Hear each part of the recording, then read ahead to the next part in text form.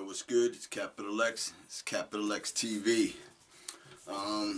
Yeah, man.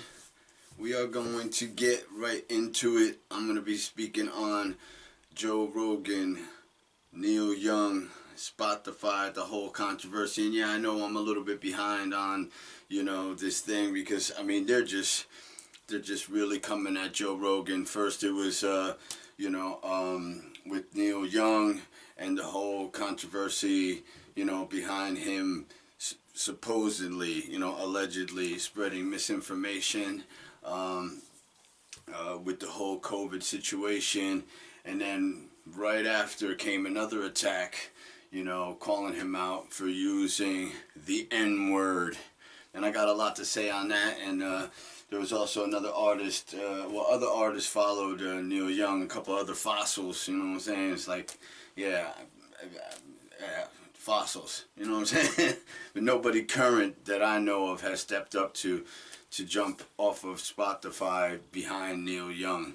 But then also there was another artist that came out, I think India Ari is her name, if I'm pronouncing it right, India, shared a clip of Joe Rogan using the N-word multiple times, throughout his, career. They were old clips, that I'll say. But first I wanted to say, we're going to get into the whole N-word and the India thing maybe in another one, in another vlog. Right now I just want to focus on, the whole Neil Young thing. I just want to make it clear, I'm not, what people are calling one of Joe Rogan's bros or stans or anything like that. I've watched one stand-up of Joe Rogan, and and that was recently actually. I was just checking out some comedy, lighting things up, during some difficult times, and so I caught one of his acts, and yeah, not my cup of tea. I didn't think, he had a couple of funny things, but I didn't think he was all that. And the only reason I came across him on his podcast was because of the guests that he had, on. While doing my own personal research on the whole, pandemic situation, COVID, the vaccines, and the whole vaccine mandates and all that, it seemed like everyone that I, respected, wound up on the hit list. They even had this list called the Disinformation Dozen, and it was like, yeah, I wasn't, I didn't find the list and then check these people out. These are, some of the people on this list were people that I have respected for years and have been following for years.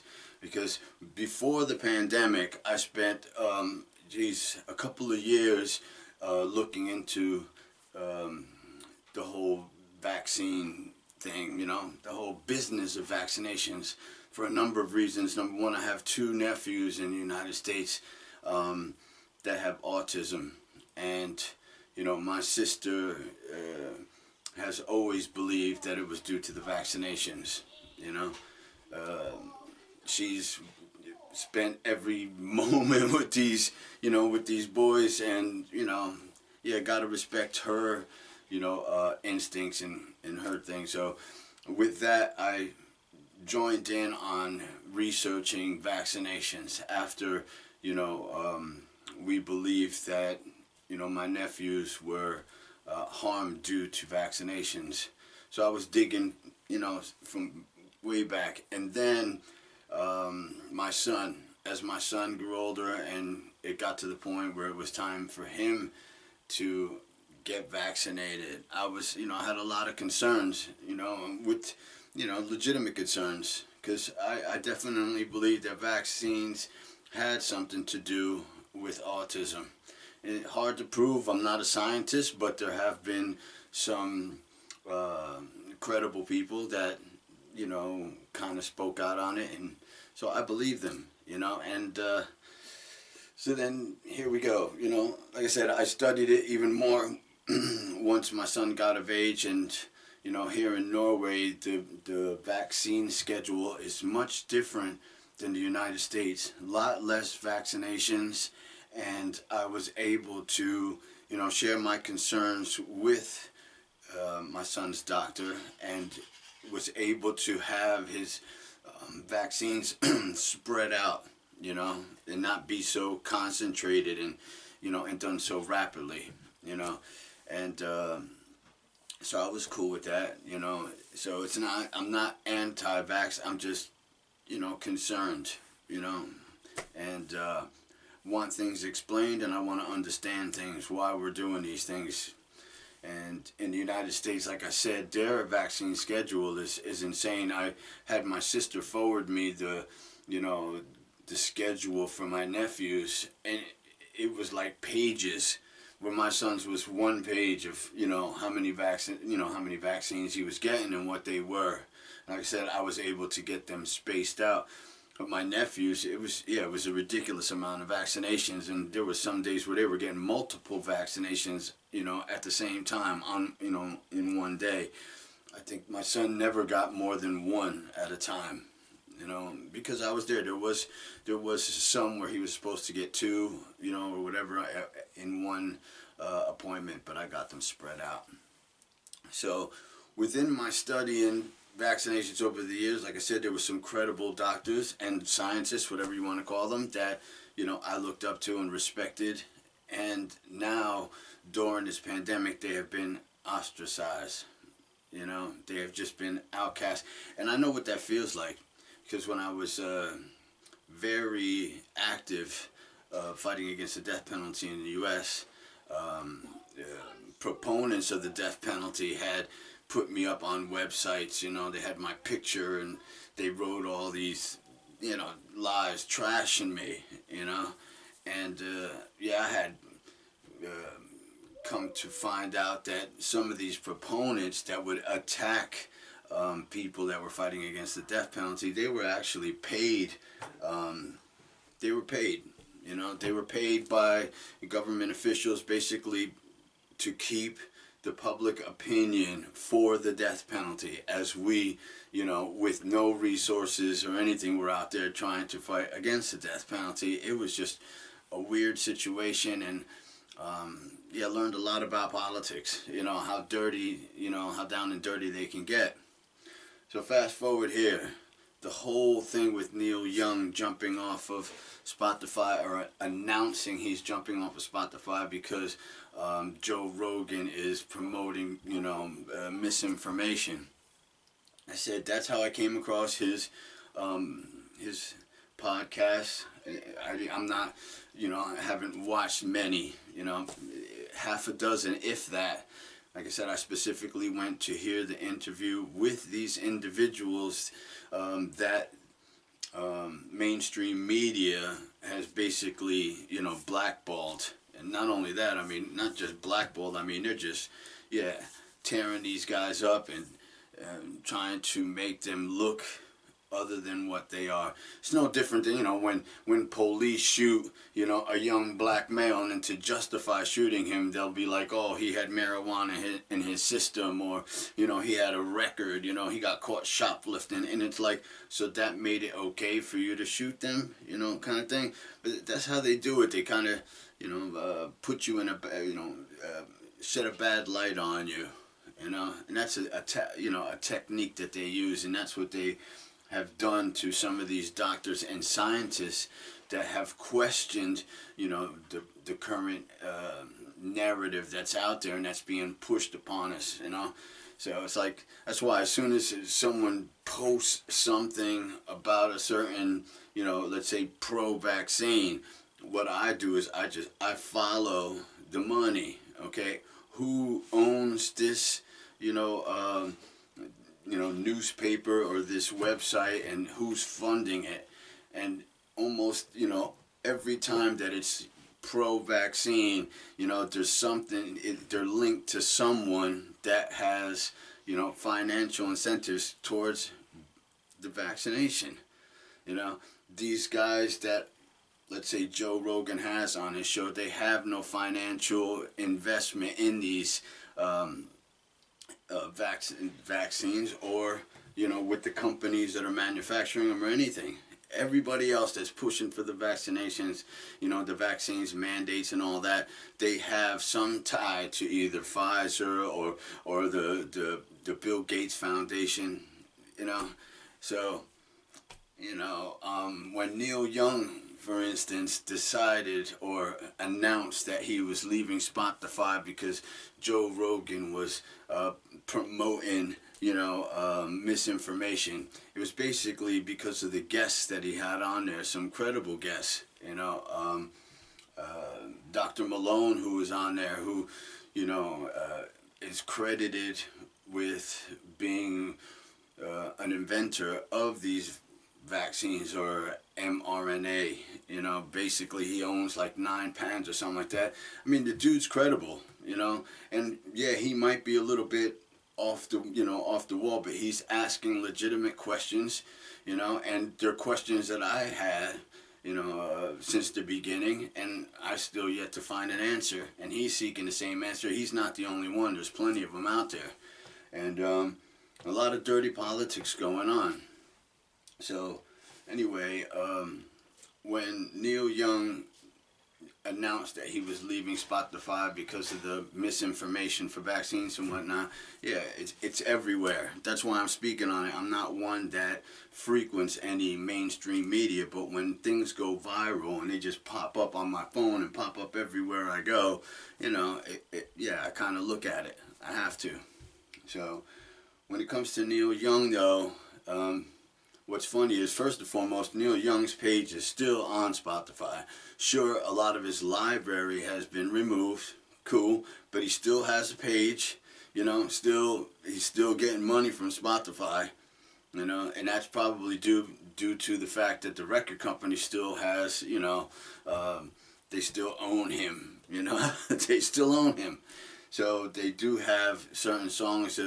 He's on some compilation albums and all that. So he's still on Spotify. He still has a page. It's not like his whole, you know, profile was removed. It wasn't, you know. But then at the same time, when you dig a little, and I know a lot of people know about this, Neil had sold about 50% of his, you know, catalog to a company. I'm not going to sit here and try and ramble these off the top of my head. And no, I'm not an official news guy or an official podcast guy where I have a team and I have it all written out. But you can do, you know, the checking yourself. You know, I think it is also the best way rather than me rambling it off if you look it up. But he had sold half of his catalog and to a company that was buying up a lot of artist catalogs, and then this company that was buying all these catalogs had an outside investment firm invest in them, you know, to give them more money to buy more catalogs. Okay, so that company, I believe, is now headed by an ex-Pfizer executive. Now, just because the guy used to work at Pfizer and now just, you know, happens to work for this investment firm, you know, that's, you know, not a big deal. But what is a big deal is that this investment firm tied to the company that bought up Neil Young's catalog together have invested into the whole vaccine, you know, big farm, yeah, industry. You know, so I'm not sitting here saying it's some conspiracy theory or anything. I'm just kind of stating, you know, the facts of what is. They invested into, you know, the whole, you know, vaccine research and the making of these vaccines before the pandemic, just before the pandemic hit. So, yeah, it kind of looks a little suspect that this, you know, company that owns half of his catalog, you know, is putting him out there, like, you know, and he comes out as this poster child for misinformation and stuff. So to me, it was more of an attack, you know, on Joe Rogan, because he's kind of messed. It's like, get your hands out my pocket. You know, they talk about misinformation. It's easy to write off things as misinformation when you are the one that's dictating the narrative that's going out to a majority of the people. You know, it's just like, you know, being an avid reader, if you're an avid reader, don't you take interest in like wanting to see what banned books are all about? What's this book about? Just, they have books that they ban. There's a banned book list. Yeah, I'd want to read them all. At one point, everybody talks about the book by George Orwell, 1984. That book was on the banned list for many, many years. It's been controversial for, forever, and still is. So,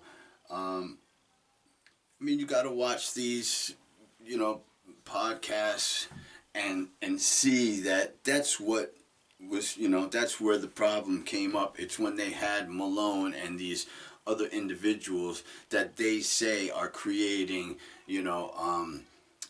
vaccine hesitant, how do you say it? Hesitancy. Excuse me. But they all have legitimate arguments, things that we as people, should be, behind. Because we can't just take things, as they are. Oh, they said it. CNN said it's okay. Or CNN said we must do this. Or Fox said that's what we must do. When all of these mainstream media companies are all financed by, companies such as Pfizer. So it's like they have an interest in this. They're not going to speak negatively about, a company that is putting, millions of dollars behind them. And it's the same with, Bill Gates. His non-profit organization, the foundation. They give out so much money, to so many different, newspapers and magazines and everything like that. None of these people are going to say anything negative about Bill Gates because, you don't bite the hand that feeds you. So it's hard to get some unbiased information. And that's what I found on Rogan's podcast. Like I said, I'm not championing him and, praising him or anything. I liked, the guests that he had on there for these certain episodes. Am I going to sit there and watch every Joe Rogan episode? No. At the same time, I do believe that, he has the right to have these individuals on there. He has a mixture of people. I'm sure that he has, actually I saw one where he had a doctor that was pro-vaccine. So it's not like he only has people that are against, or questioning, the narrative that we have that's pushing for these mandates and pushing to get the whole world vaccinated. So, in my opinion, Neil Young, was used as a pawn. Was he a willing participant? I don't know. I wasn't there. But when you follow the money, it seems that Neil has been compromised, and he may have, been in some way, shape, form, kind of coerced to do what he did, because his investors, or his investors basically had an interest in these vaccinations, and they're trying to silence Joe Rogan basically because of who he's having on there. It's digging in their pockets. That's my opinion anyway. So I don't think that Neil Young straight up did it, on his own. I definitely believe he was influenced, but that's just my opinion. What's your opinion? I'd appreciate if you get in the comments and let me know what you think, man. What do you think of this whole thing, you know what I'm saying? I think it's crazy. Like I said, if Joe Rogan was so damaging and so dangerous and all this, I think that, many artists would have followed. But I think it's basically, a lot of different media outlets and people that have interests, you know what I'm saying? They want to silence Joe Rogan because, let's face it, dude's getting more views than mainstream, media is getting. They don't even tune in on regular TV. They don't get as many viewers as Joe Rogan gets on his podcast. So I think that that's one of the reasons also why they want him silenced. So again, share your views, man. I would appreciate it. And if you haven't yet, man, subscribe and definitely hit that notification bell. That way you'll be notified when I post my next video. Alright, so, yo, next one I'll be talking about, again, Joe Rogan. Yeah, you know what I'm saying? Because, I mean, like I said, they're just pounding on this guy. So, but we'll be talking about the whole racial issue, the N-word and all that. We'll get into it on the next one. Alright, yo, have a good one. Capital X TV. Peace.